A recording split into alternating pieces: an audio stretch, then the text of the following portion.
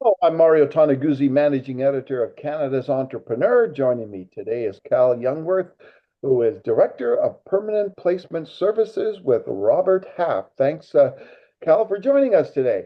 Yeah, great to see you again. We're going to talk about some research that you folks recently put out about the biggest challenges for people when it comes to job search. What are they? Well, there's a few things. It's a very complex hiring market these days. There's a lot of organizations being very careful with adding headcount or even replacement headcount. So the number of positions I'd say is a little bit lower than maybe we were all anticipating.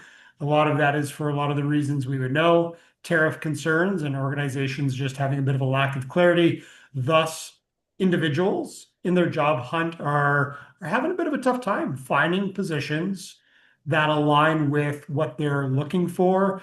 In the event that they do find roles, then they're entering that game of applying for many positions, hopefully getting an interview, and then going through. It's always a challenging process, the interview process itself. Now, what we're seeing more and more in business and in society, the use of AI and generative AI. Now, tell me how potential job seekers are using that to help them in their search for a job.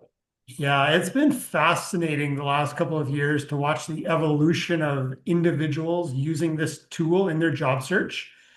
There's a lot of people using it correctly, which I'll speak to. And then there's some individuals that are probably using it too much.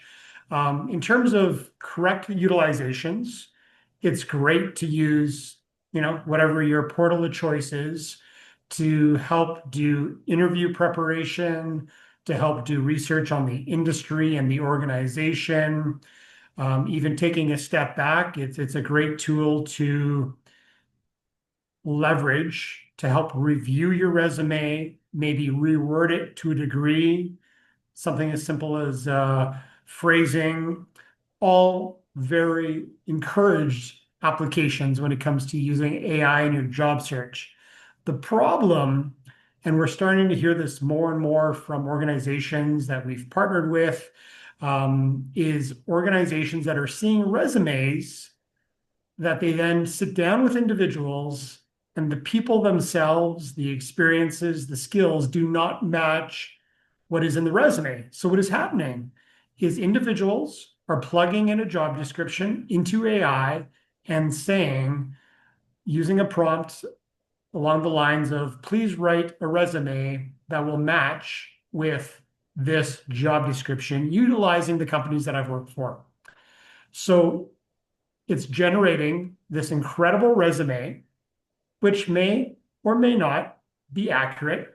And individuals are getting interviews, but then they're not able to articulate some of the experiences that are on the resume. So they're essentially overselling themselves. And in a worst case scenario, maybe an individual even gets a job that they're maybe not suited for or don't have the skill set to be successful. So it's a real slippery slope to go down.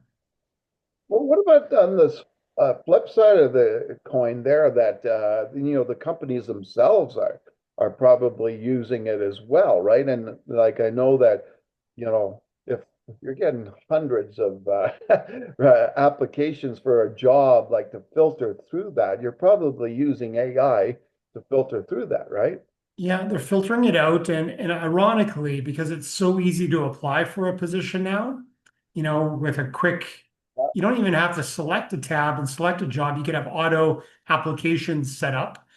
And all of a sudden, these organizations, to your point, are getting hundreds of resumes, many of which are not applicable to the type of individual that they're looking for, and it's weeding them down. So, yes, they're using tools, there's different systems that will filter out and isolate the applicable candidates. But I think technology, it's great, but often and regularly, I think you still need a set of human eyes to evaluate the experience and the potential match for your organization. Tell me just why that's so important, the human element of things and the personalized element of things. Well, everything comes down to fit, Mario. You could teach, as I always say, you could teach skills, you could help people get new experiences, but you can't coach fit. Individuals either fit with the culture of your organization or they don't. Now, I'm not saying you're going to see that on a resume all the time, but there's going to be little hints, and you're going to be able to evaluate other organizations that maybe have similar cultures or it's a similar size of organization to yours that you could then kind of mix and match, so to speak, and hopefully target individuals that you think will fit. And then obviously you bring them in for the interview process and get to know them. But yeah, you can't teach fit. Yeah, and gut feeling, right? I guess. Yeah, no, absolutely. And because individuals have this AI to lean on, we're really encouraging getting to know people, behavioral questions. It's not just technical questions. Technical questions can be researched and studied for, whereas if you really get granular with someone's experience, understand what they've been through, again, that'll set up your odds of success, making a great hire. Now, is it different with I guess with the size of the companies? I like and I'm looking at it from the other perspective where companies use AI, but is it a bigger company more likely to use it than say a small entrepreneur with a staff of 10? Definitely, yeah. The larger organizations have the larger systems and tools. Quite frankly, they've got the budget for those types of systems, and they're definitely using more automation in their hiring process. Where the your typical small to medium-sized business, it's still kind of sorting through a resume one by one and evaluating if it's a good fit or not, which again may not be the worst process. Yeah, exactly. All right, wonderful. Well, interesting times ahead in all this, and I appreciate sitting down, Cal, and talking a little bit about it right now. Absolutely. Thanks for having me. All right, that was Cal Jungwirth, who is Director of Permanent Placement Services at Robert Half. I'm Mario Toneguzzi, Managing Editor of Canada's Entrepreneur. Thanks for joining us.